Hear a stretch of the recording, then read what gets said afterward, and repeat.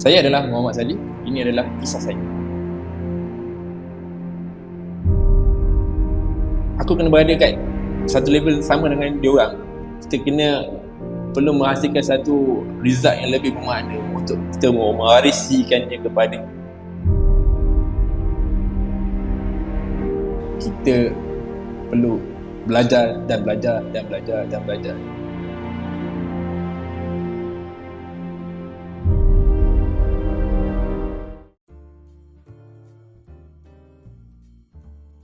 So, bila saya berada di dalamnya, saya mendapat ilmu yang secukupnya, sewajarnya untuk saya melakukan dagangan trading dalam financial market, especially forex dan commodity. So di situ saya mula mengetahui bagaimanakah apakah yang dimasukkan PB Mastery, dan daripada situ juga membolehkan saya untuk membuat keputusan untuk melakukan dagangan di financial market.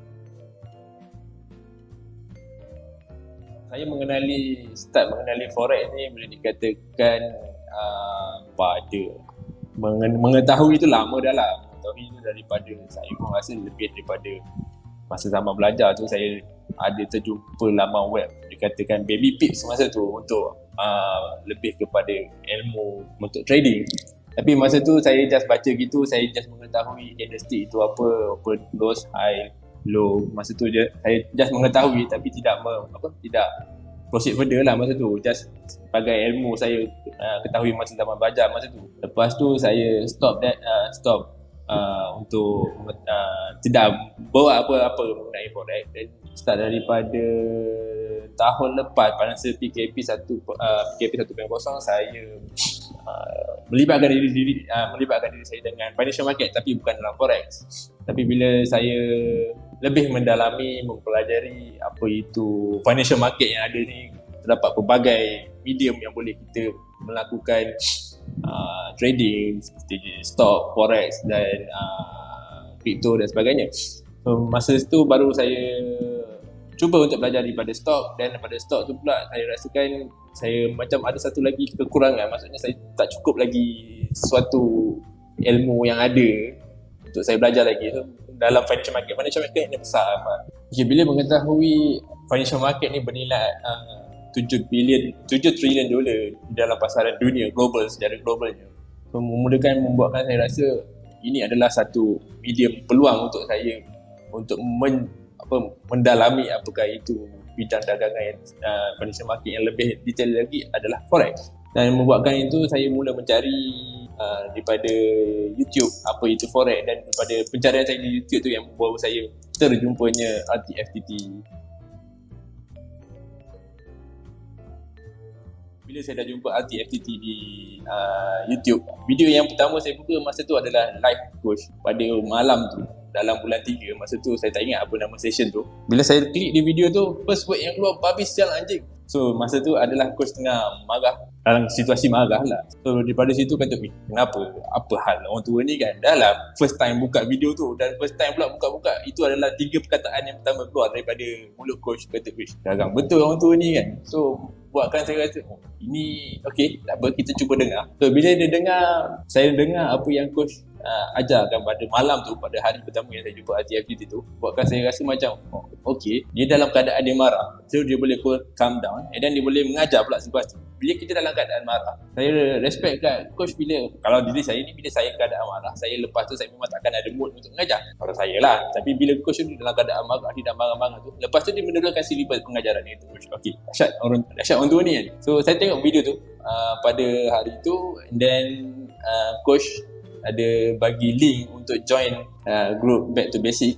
Dan saya join masa tu, dan pada di situlah startnya saya. Pada hari pertama tu saya dah join, dan saya tengok coach punya online coaching lah, online training lah, online session, online class. So lepas pada tu pada hari keduanya pula, saya dalam group tu Back to Basic, coach ada menginvite semua yang ada dalam tu untuk pergi kepada satu webinar yang pada broker lah. So daripada broker tu, maksudnya masa yang first day saya join dalam saya jumpa coach tu, coach punya syllabus mungkin dah 14 hari ke depan. Maksudnya basic tu semua mungkin saya dah tertinggal banyak. So pada hari esoknya pula, coach ada buat webinar dengan broker yang coach ni under coach punya education punya ni. Dan start daripada zero. So maksudnya saya pada malam pertama tu coach ajar dan saya boleh faham, saya boleh tangkap dan saya boleh faham. So maksudnya saya rasa okay, ini adalah satu benda yang baru. Maksudnya saya tak pernah mengaplikasikan apa itu indikator-indikator yang coach ajarkan. Dan pada hari kedua tu saya dah rasa saya boleh memahami. Dan pada hari keduanya, saya ingat lagi ada hari Selasa masa tu. So maksudnya hari Selasa dan coach ada continue pada hari ketiga, maknanya hari Rabu. Tapi bila pada hari Rabu tu pula, dia bukannya sesi continue daripada hari pertama. Maksudnya hari Selasa tu adalah webinar untuk yang zero.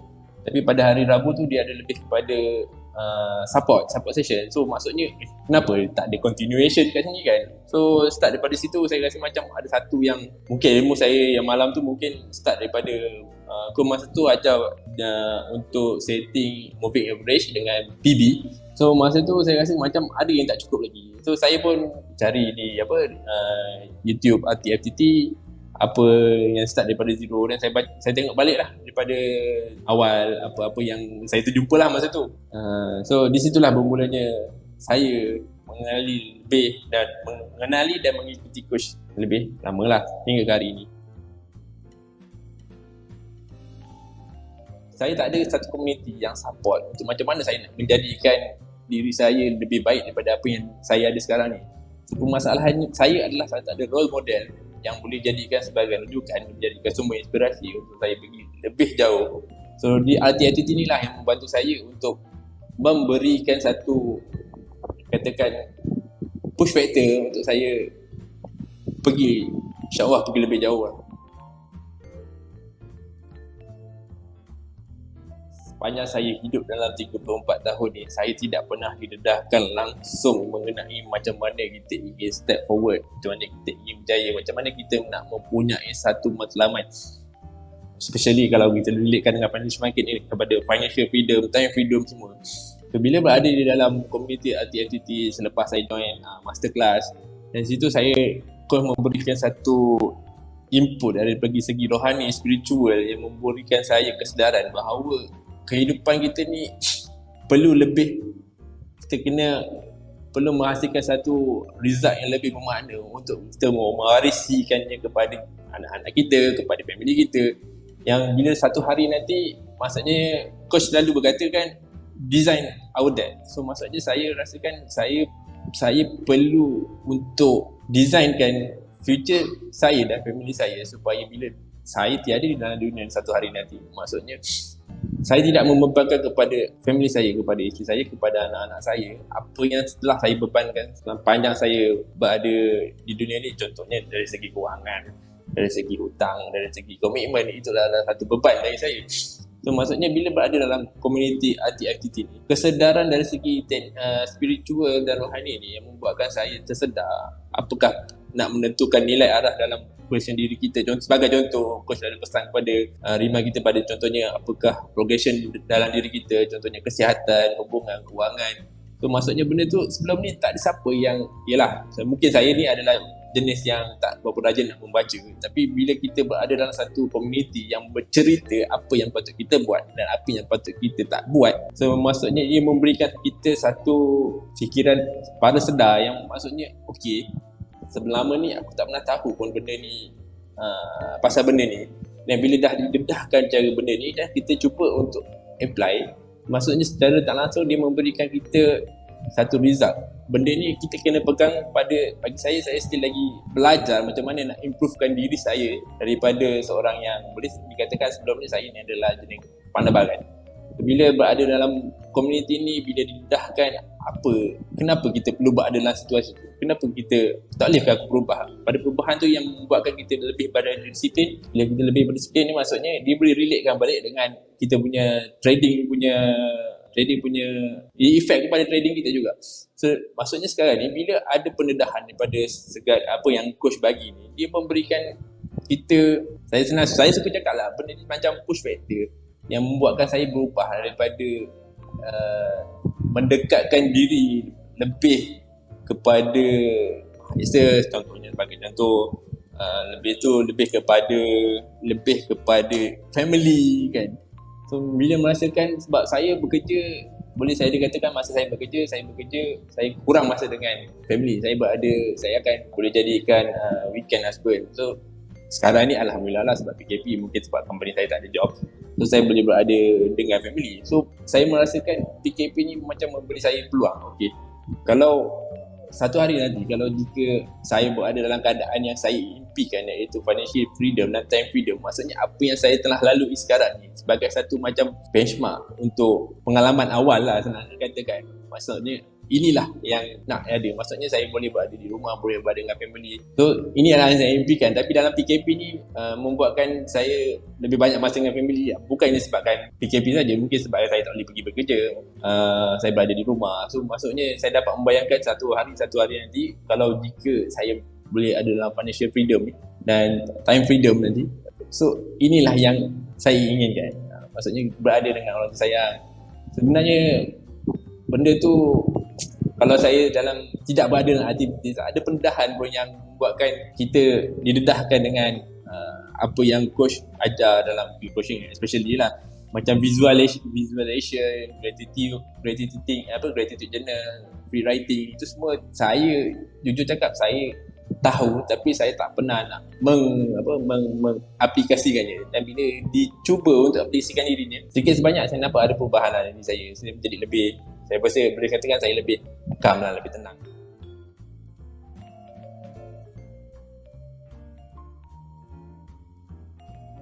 Really, biasanya saya akan menyelesaikan apa yang saya perlu dulu lah. So maksudnya dalam kehidupan seharian saya, setakat hari ini, sejak bermulanya saya berada dalam trading ni, saya tak bangun pagi-pagi untuk melihat MT4. Saya biasanya saya akan mendahulukan apa yang saya patut dahulukan. Maksudnya saya akan, kalau dalam kehidupan seharian saya sekarang ni sebabkan PKP, so saya berada, boleh dikatakan 100% saya berada di rumah. So maksudnya saya akan mendahulukan family dulu. So maksudnya pagi-pagi, maksudnya bila bangun pagi tu saya akan menyelesaikan apa yang patut, saya akan menyelesaikan solat subuh, dan selepas solat subuh tu saya menolong apa aktiviti yang boleh dilakukan di rumah, menolong isteri saya di rumah contohnya. Dan bila menyelesaikan contohnya lah, saya macam mendahulukan anak-anak, mandikan anak-anak. So saya ada 2 orang anak-anak, seorang yang pertama 6 tahun, yang kedua adalah 2 tahun. So saya akan menyediakan diorang, saya menolong untuk mandikan dia, menyediakan apa yang patut, menyelesaikan apa yang patut di rumah. Kalau pada contohnya hari tu, contohnya saya perlu keluar untuk mencari sarapan, dan saya sempat keluarkan sarapan. Dan bahkan sekarang ni adalah musim PDPR, so anak saya akan mendahulukan dia punya sesi kelas PDPR tu. So maksudnya dalam seharian tu, maksudnya start daripada saya bangun lepas pada subuh tu sampai kepada dalam pukul boleh dikatakan sampai ke Zuhur lah. So, maksudnya dalam pukul 2, pukul 3 tu barulah saya mulakan diri saya untuk membuka chat. So maksudnya dalam pukul 3 tu saya buka chat. Persediaan awal saya buka chat adalah saya tak ada favorite pair. Saya akan buka mana-mana pair ataupun community yang saya rasa saya sesuai. Saya buka, saya analisis dan saya buat mapping. Dan kebetulan dalam pukul 3 biasanya saya dapat rasakan daripada pagi sampai pada pukul 3 tu market agak seduh. Maksudnya saya tak tahu lah, mungkin saya tak perasan. Mungkin market yang kalau disebabkan Japan punya market, saya tak nampak pergerakan dia adalah drastik. Tapi bila start pada pukul 3 sampai pada biasanya sampai pada pukul 9 malam adalah market yang drastik. So bermaknanya start pada pukul 3, 2, biasanya dalam 2.30 ke atas lah, 2 sampai pukul 5 saya akan berada di depan laptop. Biasanya saya akan buat analisis dan saya akan buat keputusan lah mana yang patut saya buat, buy ataupun sell. So, daripada mapping yang saya buat dan saya buat keputusan, saya akan enter market dan saya tutup MT4, tutup laptop. Dan pada petang tu saya biarkan je lah. Maksudnya saya dah bila buat position, saya dah ada TP di mana, stop loss di mana, cut loss di mana. Maksudnya dalam petang tu, dalam pukul 5, pukul 6 saya akan bawa anak saya pusing-pusing pergi jalan-jalan. So, maksudnya lepas malam, maksudnya lepas anak saya ataupun berada dah start tidur dan saya baru buka balik MT4, saya akan join live coach apa yang ada pada malam tu. Kalau ada saya akan join, insyaAllah saya akan tengok. Dan sambil-sambil tu jugalah saya akan tengok apa yang saya dah buat dalam pukul 3 sampai pukul 5 petang tadi dan apa yang sudah berlaku. Dan saya biarkan je lah. So kalau benda tu hit TP, dan hit TP. Kalau berlaku sebaliknya, dan kita tunggu je lah. Sebab kita dah buat apa analisis yang kita buat dan kita bersedia untuk menanggung risiko apa yang berlaku dengan atas keputusan yang kita buat. So kita biarkan je. So kalau, tapi itulah masalah, saya juga masalah. Saya lebih, sebab capital saya tak berapa besar. So bila dalam keadaan profit dan saya close je lah kat situ. So saya rasakan benda tu, saya membuatkan satu cabaran untuk diri saya, 100 days challenge. Maksudnya saya nak cabar diri saya akan follow apa yang setup yang ada berdasarkan BB Mastery, saya akan enter market. So maksudnya sekarang saya meletakkan satu target di mana dalam 100 hari tu saya akan cuba untuk mendapatkan 100% target lah, maksudnya daripada modal saya boleh mendapatkan 100%. So maksudnya sekarang ni jika nak menjadikannya 100% masa tu dengan bermodalkan yang rendah. Contohnya saya bagilah $100. Maksudnya saya dah memerlukan satu hari sebagai 1%.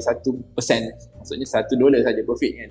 So maksudnya saya rasa okey, bila dah sampai, sebab saya menganggapkan forex ni sebagai investment, bukannya sebagai sumber pendapatan saya. Buat masa ini, mungkin masa akan datang mungkin pendapat saya berubah. Tapi buat masa sekarang saya menganggapkan forex sebagai investment. So maksudnya saya mempunyai target dalam masa 100 hari jika saya boleh dapat 100% dan adalah satu achievement dari saya lah. So maksudnya saya tak target besar. So janji saya tak loss. Dan so far alhamdulillah sejak daripada masterclass tu, alhamdulillah lah saya tak pernah lagi lah merasakan MC. Tapi loss tu ada, tapi tengah recover tu adalah awesome lah. Sebab kata Cikgu Aziz pun, comeback is awesome lah. So still lagi dalam mood untuk comeback lah. Jika kita bermula dengan zero dan kita telah start mula belajar di RTFTT ni kan, bagi saya rasakan kita perlu belajar dan belajar dan belajar dan belajar. Keep repeat. Kita repeat lah kita apa yang boleh kita belajar dengan apa yang ada medium-medium yang coach letakkan di YouTube, apa yang live session yang coach ada di situ, apa yang program yang coach buat, apa yang contohnya di YouTube ada weekly coach, ada daily coach, weekly coaching, apa segala aktiviti yang ada dalam tu kita cuba follow. Kalau bermula rasa ragu-ragu lagi, tak apa, kita cuba untuk belajar dengan apa medium yang kita ada. Kita cuba cari result daripada apa yang kita dapat daripada yang kita belajar secara percuma. So maksudnya free session course tu bagi saya at first place memang dah cukup untuk kita melakukan trading di dalam forex dan community ni lah.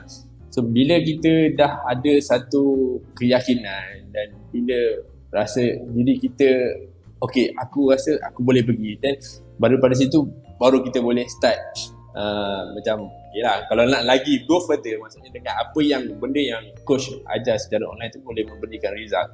So maksudnya ada lagi satu yang macam weekly coaching. Saya lebih sarankan pada weekly coaching lah. Maksudnya dalam weekly coaching tu kita trading ni bukan saja trading saja, dia adalah sebab 80% adalah emotion dan 20% adalah technical. So maksudnya 80% tu adalah datang daripada diri kita. So 80% tu lah yang menentukan di mana kita dalam bidang ni. So adakah kita dapat kontrol yang 80% tu ke, ataupun kita tak boleh nak kontrol 80%. Bila 80% tu adalah satu figure yang besar, maksudnya lebih daripada 50%. So maksudnya emotional, ataupun saya lebih katakan 80% tu adalah diri kita sendiri. Diri kita sendiri yang untuk kontrol apa keputusan yang kita buat. So berdasarkan keputusan yang kita buat tu lah yang membuatkan kita macam mana kita nak pergi, apa yang result yang kita nak produce. So maksudnya diri kita sendiri adalah yang akan menentukan apa yang diri kita pada masa depan. Yang pertama lah. So yang keduanya, saya merasakan untuk yang baru, keep belajar, jangan pernah putus asa, stay longer in the game.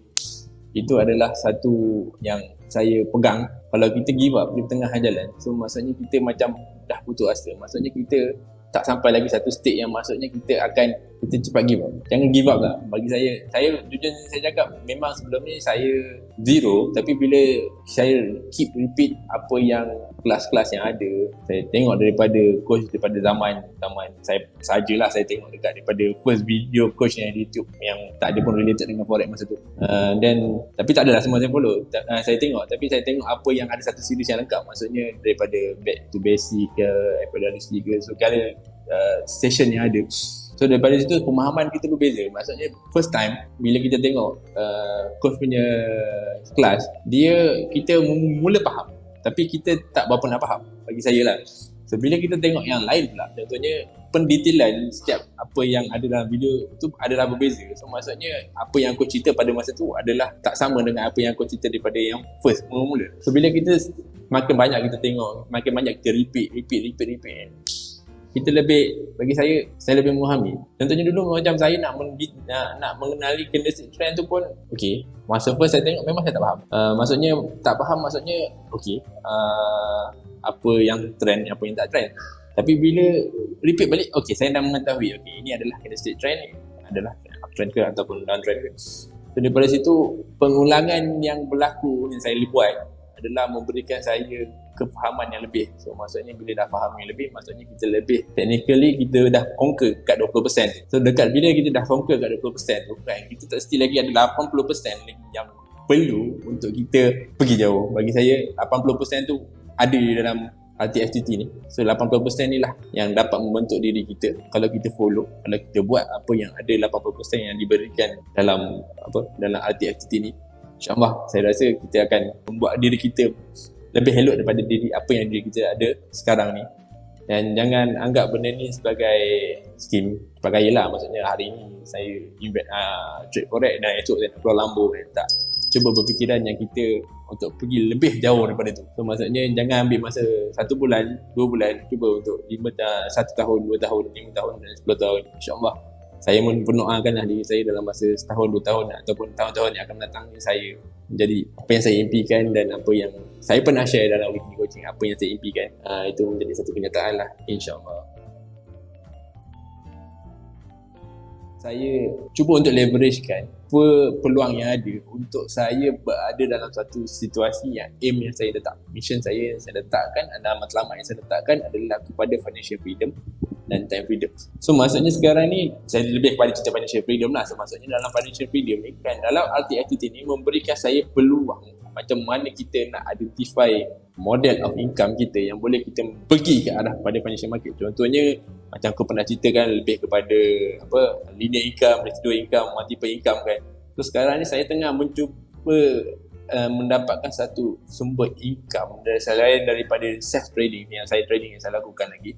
Saya cuba untuk ke arah lebih kepada menjadi fund manager, cubalah untuk menjadi fund manager. Tapi itulah, dalam keadaan sekarang ni saya still lagi baru. Mungkin saya punya portfolio saya mungkin tak cantik kalau dilihat, tapi saya cuba meletakkan satu matlamat pada tahun depan. Maksudnya saya cuba untuk leveragekan diri saya ni untuk menjadi seorang fund manager, ataupun saya akan menjadikan copy trade lah. Maksudnya saya menjadikan satu ada account yang mananya saya tradekan lebih kepada fund manager lah. So maksudnya daripada bila ada fund manager ni, maksudnya memberikan keyakinan daripada investor-investor yang lain untuk kita untuk invest dengan kita, dan saya yang melakukan manage untuk fund tersebut lah. So daripada situ juga yang secara tak langsung ni akan membantu saya untuk sebagai satu sumber income. Maksudnya yang dalam course pernah cerita kat sini sebagai multiplier income lah. So maksudnya ia membantu saya untuk bukan boleh katakan mempercepatkan ke arah target yang saya letak kat situ. Maksudnya dengan modal saya, jujur saya cakap tak seberapa. So in order untuk mencapai financial freedom ni dengan tak ada nak kata cepat, nak mencapai kepada financial freedom ni kita kena ada satu source of variety yang memberikan kita pada income. Mungkin yang saya nampak setakat ini adalah fund manager lah. So berdasarkan itu yang saya target satu hari nanti.